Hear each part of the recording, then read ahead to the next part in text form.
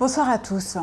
C'est une des rares figures charismatiques d'une Assemblée nationale zombifiée. Un colosse qui a prononcé des discours mémorables, qui a chanté aussi parfois. Il a parcouru 6000 km à la rencontre des Français. Il a défendu l'emploi contre les délocalisations au péril de sa vie en faisant une grève de la faim. Il connaît la France mieux que personne au sein de la représentation nationale, après avoir recueilli autour de 470 000 voix en 2017. Il est à nouveau candidat à l'élection présidentielle en 2022 et je suis extrêmement heureuse de recevoir aujourd'hui Jean Lassalle. Merci d'être avec nous. Merci de m'avoir invité. Je suis très heureux aussi d'être avec vous, chère Aude Lancelin. Merci.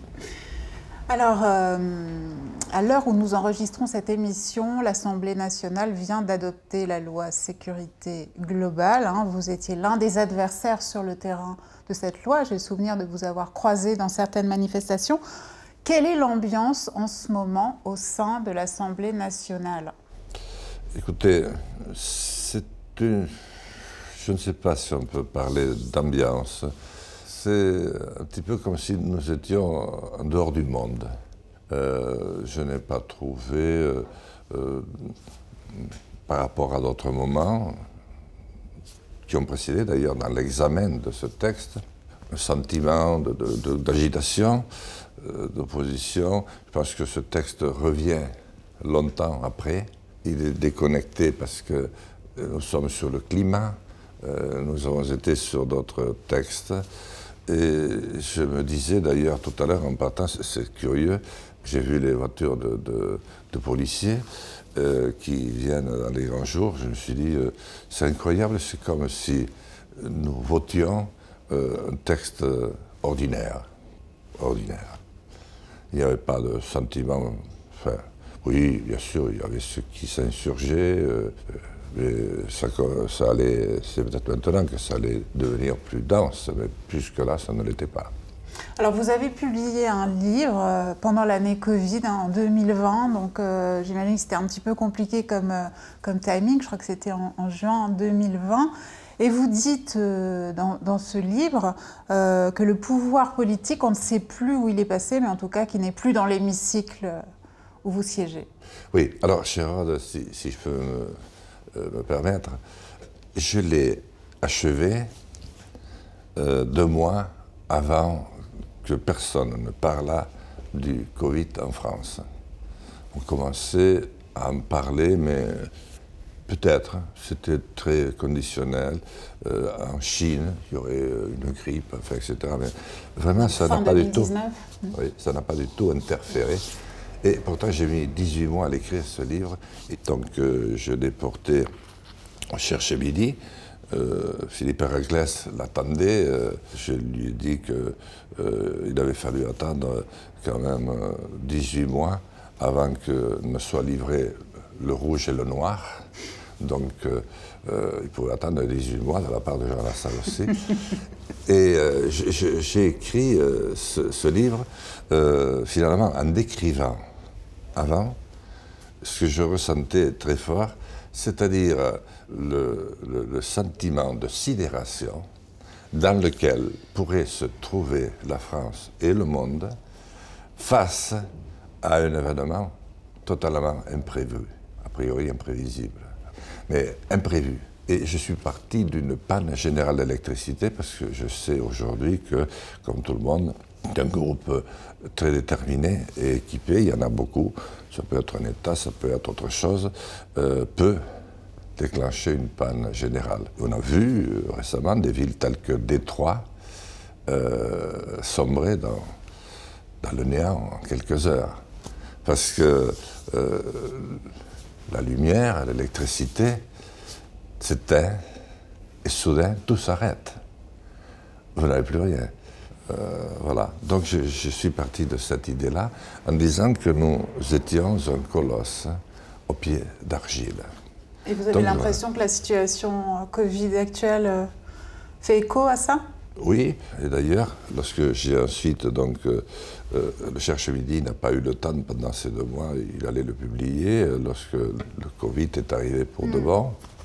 Et Philippe Héraclès ne voulait pas que je le publie fin juin. Il m'a dit les librairies sont toutes arrêtées, les organes de diffusion aussi. Je lui ai dit écoute, il est prêt, celui qui voudra vraiment le lire, le lira.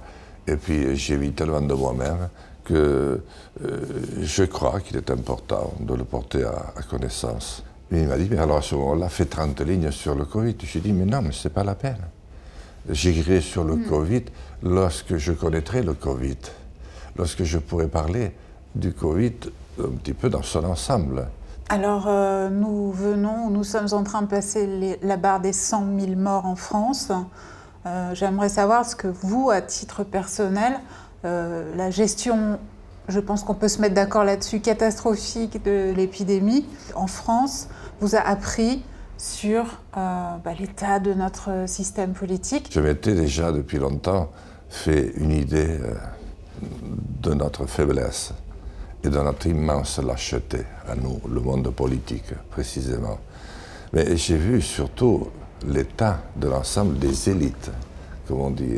C'est accordé depuis quelques siècles, je crois déjà, à parler des élites comme un groupe d'individus choisis ou proclamés ou autoproclamés ou arrivés par je ne sais comment, qui constituent, si vous voulez, la crème et qui donnent l'impulsion à la fois à la manière de vivre, mais aussi à l'attitude générale au peuple, qui suit généralement. Et j'ai vu que finalement, il n'y avait plus rien. Il n'y avait plus rien parce que ce que je craignais, c'est-à-dire les hauts fonctionnaires, n'étaient plus là, que l'État, il n'y en avait plus. C'est arrivé à d'autres périodes de notre histoire, c'est-à-dire un État cohérent, tel qu'on l'imagine. Et pour moi, ça constitue beaucoup, j'y reviendrai pour ne pas être trop long sur cet aspect des choses.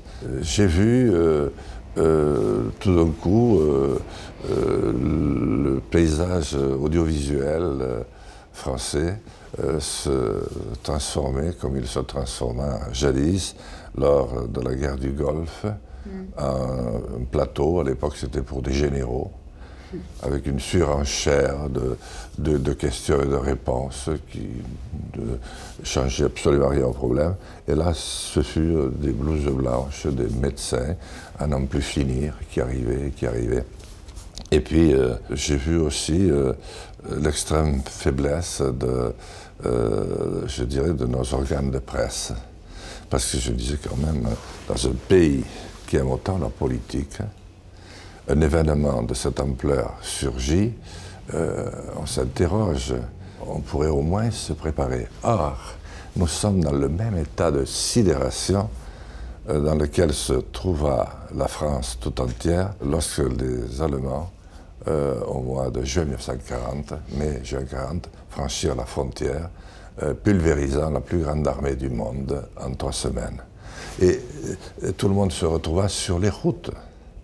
Alors que c'était un pays, ma foi, que l'on croyait à l'abri d'un tel désastre.